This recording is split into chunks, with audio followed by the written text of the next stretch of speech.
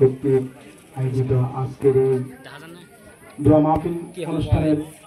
আজকে সবার সম্মানিত সভাপতি 4 নম্বর ওয়ার্ড বিএনপি সভাপতি জনাব ইস্কান্দার ভাই, আজকে সবার প্রধান অতিথি চট্টগ্রাম উত্তর জেলা স্বেচ্ছাসেবক দলের সদস্য সচিব জনাব আব্দুল আলী ভাই, আজকে সবার বিশেষ অতিথি সুতরাং শিকারপুর ইউনিয়ন বিএনপির সভাপতি জনাব রহমান ভাই, আমাদের মাঝে আজকে উপস্থিত আছেন সুতরাং শিকারপুর ইউনিয়ন বিএনপির সাধারণ সম্পাদক জনাব শেখ মেহদি, আমাদের মাঝে উপস্থিত আছেন কুয়েস্টের সাবেক জনাব ভাই, আমাদের মাঝে উপস্থিত আছেন ইসা ভাই, আমাদের মাঝে উপস্থিত আছেন বাসিক ভাই, আমাদের মাঝে উপস্থিত আছেন চট্টগ্রাম শিক্ষার্থী ইউনিয়ন যুব দলের সদস্য সচিব জনি, আমাদের মাঝে উপস্থিত আছেন 3 নম্বর ওয়ার্ডের যুব দলের সভাপতি জনাব রাজাল করিম ভাই, আমাদের মাঝে উপস্থিত আছেন 4 নম্বর ওয়ার্ড যুব দলের সভাপতি জনাব হাসান, আমাদের মাঝে উপস্থিত আছেন 4 নম্বর ওয়ার্ড যুব দলের সাধারণ সম্পাদক নুরুদ্দিন, সিনিয়র সহসভাপতি জনাব তারেক, আমাদের মাঝে উপস্থিত আছেন হাবিব, আমাদের মাঝে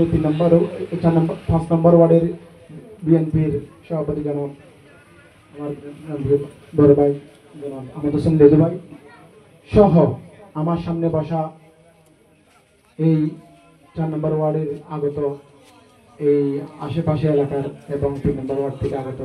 আমার কর্মী ভাই এবং আমার প্রান্তীয় মুরব্বী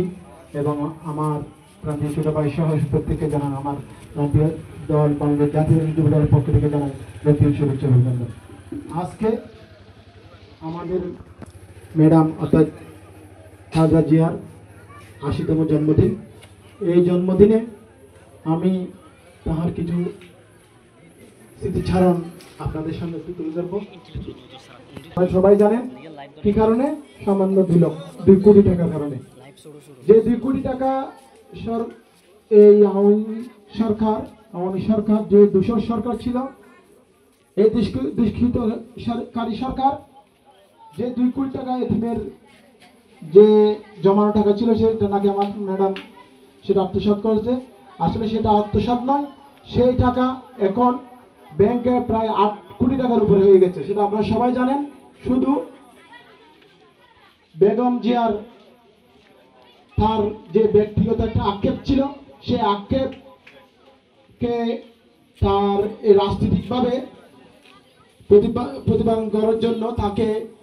জেলে প্রেরিত করা হয়েছে। এই ম্যাডাম জেলে থাকা অবস্থায় তার শারীরিকভাবে শারীরিকভাবে তার অসুস্থতা হয়ে পড়েছে। তারপরে অসুস্থতার পরে আমাদের ম্যাডাম তবুও গণতন্ত্রের জন্য কাজ করে গেছেন। তার সেই জেল থাকা অবস্থায় আমাদের যে দলকে যেভাবে ধরে এবং আমাদের মহাসচিব সহ আমাদের সিনিয়র নেতা জনাব তারেক রহমান সহ এই দলকে অত্যন্ত কঠোরভাবে পরিচালনা করে আজকে এই পর্যন্ত এসেছে। তাই আপনাদের বলতে চাচ্ছি, আজকে আমাদের ম্যাডামের 80তম জন্মদিনে